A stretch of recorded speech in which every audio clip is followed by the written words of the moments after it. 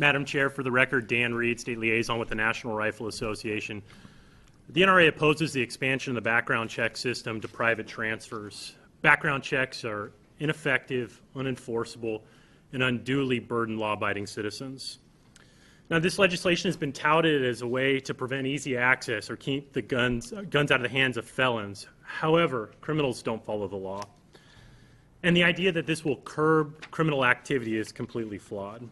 Most criminals acquire their firearms on the black market through theft or through straw purchasers, all of which are already a legal means of acquisition. And according to the BATF, the most frequent type of trafficking illegal firearms is through straw purchasers. Those are people who pass background checks for other people directly defeating this system.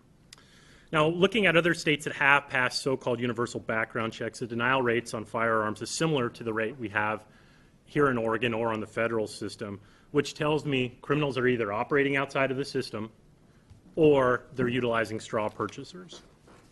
Now, if this law does go into effect, will the next step be a formal registration scheme? After all, the 2013 National Institute of Justice memo stated the effectiveness of so-called universal background checks depends on registration of all firearms. Enforceability is a huge issue here. I have two sheriffs up here with me today who could probably give you a lot more insight as to that.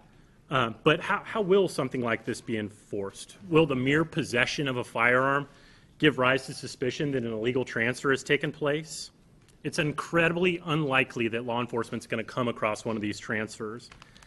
So naturally, the only time that this would ever be discovered is either a criminal has one in his possession, which we're already going to discover, or after the very crime we sought to prevent.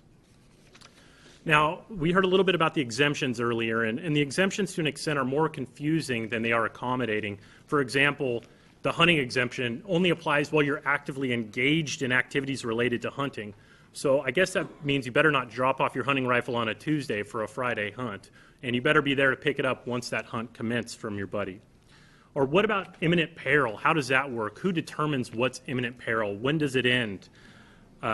Will loaning a firearm to a girlfriend while you're out of town, if you live together, does that qualify? You know, a lot of issues like that, or the common loan for an indefinite period, or storage at a friend's house while you're out of town if you're in a rural district, et cetera. And we heard a little bit about this on the House side. We brought up some of these, or I'm sorry, the Senate side. We brought up some of these situations, and we heard that prosecutors have discretion to enforce laws.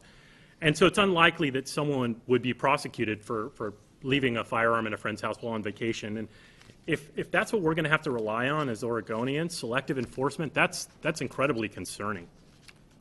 Now, this has a disproportionate impact on law-abiding citizens. As we mentioned, the denial rate is less than 1% here in Oregon, or around 1%. So about 99% of people who go through these checks are law-abiding. So whatever requirements the system has disproportionately impacts those people who are just trying to exercise this right. Further, this bill is going to impose a tax or fee to exercise this right, because all transfers, sales, gifts, loans, and leases, absent some minimal exemptions, need to be conducted through a dealer who can charge a reasonable fee. So no matter how you choose to exercise that right, you're going to have to pay. And in some instances, this could be not just a single fee, but a fee paid multiple times for loaning that gun to your buddy for an indefinite amount of time.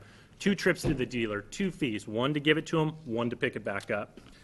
We heard a little bit about the mental health portion, and this bill expands prohibited possessors for those who are dealing with assisted outpatient treatment. Now, people who are eligible for outpatient treatment have not been adjudicated as mentally ill, nor committed as currently required under both state and federal law. Instead, this is reserved for those who have been found to not be mentally ill. And with this new prohibited category, they're placed on a prohibited persons list with no clear avenue from removal for the system once that treatment is continued. Mental health is incredibly important. We need to improve that area, but this is not the way to do it. Again, NRA is opposed to this bill. It's ineffective, unenforceable, and unduly burdens law-abiding citizens, and I ask you to oppose it. Thank you. Members of the committee, Kevin Starrett with Oregon Firearms Federation. An answer to Representative McClellan.